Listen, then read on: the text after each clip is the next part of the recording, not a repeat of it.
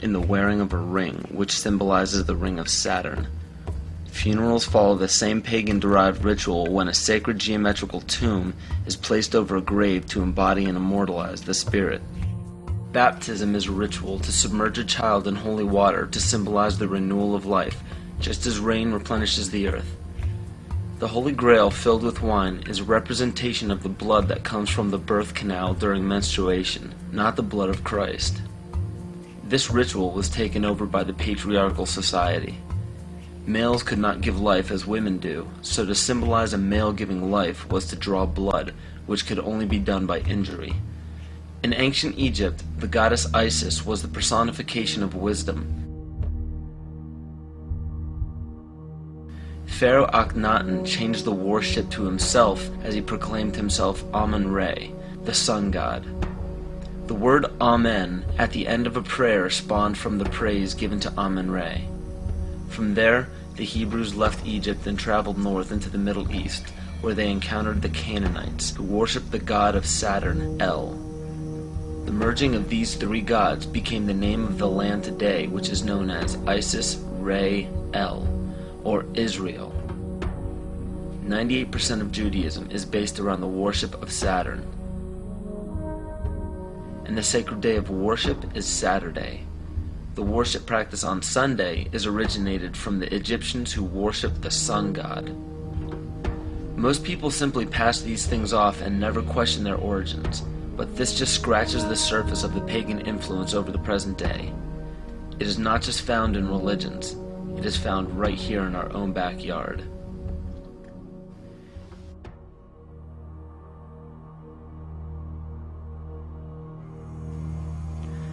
On January 22, 1783, Congress ratified a contract stating that all bills of credit emitted, monies borrowed, and debts contracted by or under the authority of Congress before the assembling of the United States in pursuance of the present Confederation shall be deemed and considered a charge against the United States for payment and satisfaction whereof the United States and the public faith are hereby solemnly pledged.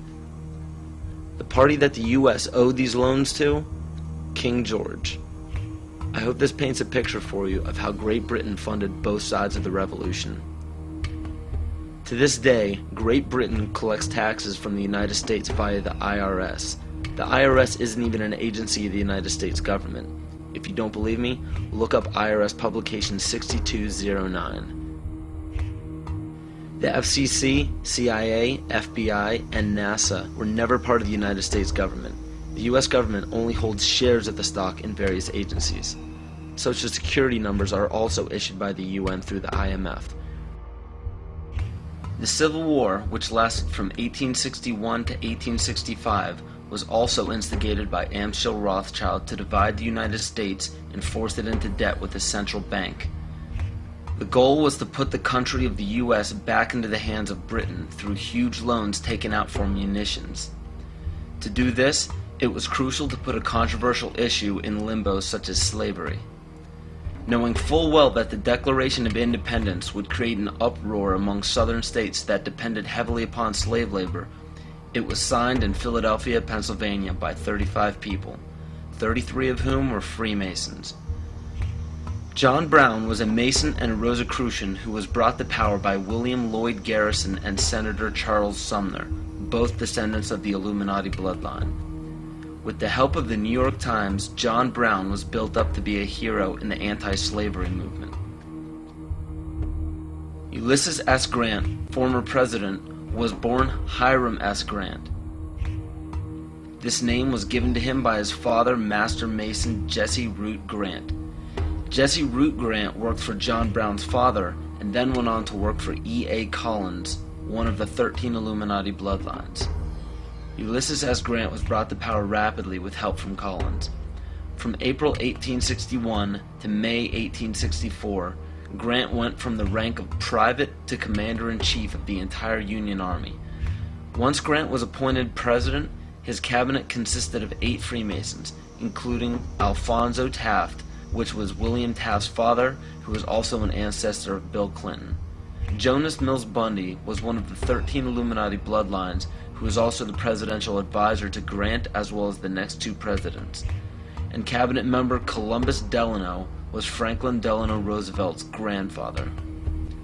In November 21, 1933, President Franklin Roosevelt wrote, "The real truth of the matter is, as you and I know, that a financial element in the large centers has owned the government ever since the days of Andrew Jackson."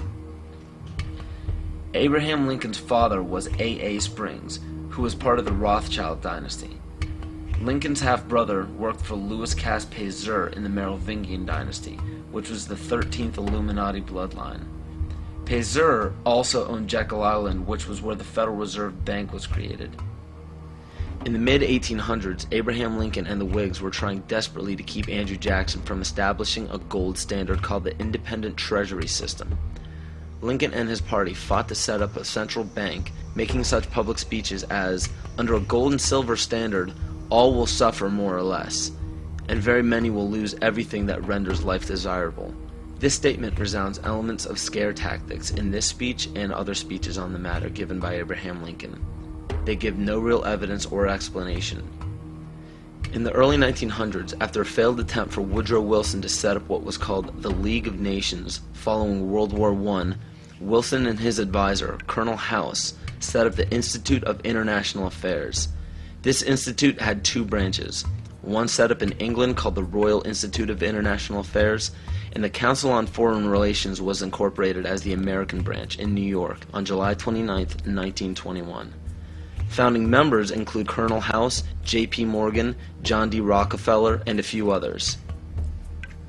A national income tax was declared unconstitutional in 1895 by the Supreme Court, but a constitutional amendment was proposed in Congress by Senator Nelson Aldrich. This makes much more sense when you notice that Nelson Aldrich was also known as being the authentic voice of J.P. Morgan and later married into the Rockefeller family. Today, 27 to 35% of American workers' pay is taxed, and this money goes to a central bank called the Federal Reserve, or the Fed. For those of you who are unaware of the Federal Reserve Bank and what it is capable of, it is a non-government-owned bank that provides the U.S. with all of its currency. They control the inflation rate by the amount of money in circulation. Yet the most amazing aspect of the central bank is the suspension of specie payments, in which the Fed can refuse to pay their obligations, yet taxpayers must pay their debts or go bankrupt. In other words, the suspension of specie payments is the central bank's right to breach a contract with no penalty whatsoever. In even simpler terms, it's called theft. How is it that the Fed is allowed to breach any contract they wish without penalty from the government? The answer is simple. The Federal Reserve Bank has power over the government instead of under it.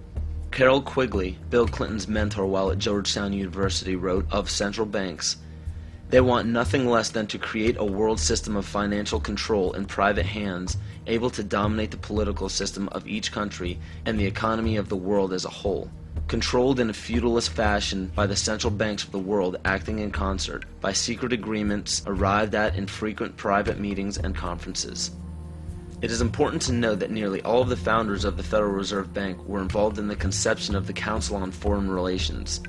Since 1934, when the Fed was established, almost every United States Secretary of State, all Secretaries of War or Defense since Henry L. Stimson, almost every head of CIA since Allen Dulles, nearly all presidential candidates, Dwight D. Eisenhower, JFK, Richard Nixon, and Bill Clinton were members of the CFR.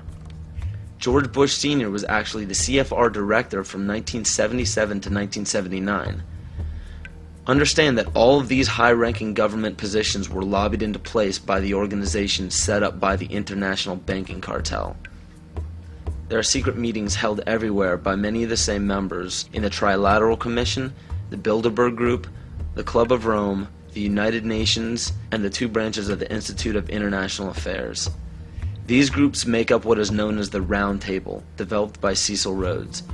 Other offshoots or preliminary groups are the Bohemian Group and Yale University's Skull and Bones organization, which we all know George W. Bush, George Bush Sr., and John Kerry were all a part of. Most every meeting by these groups are attended by the most powerful government officials, corporate leaders, media moguls, and royal families in the world. These meetings are held in secret and not a word of them reaches the mainstream media. How is it that so many powerful people can attend meetings alongside the mainstream media and not a mention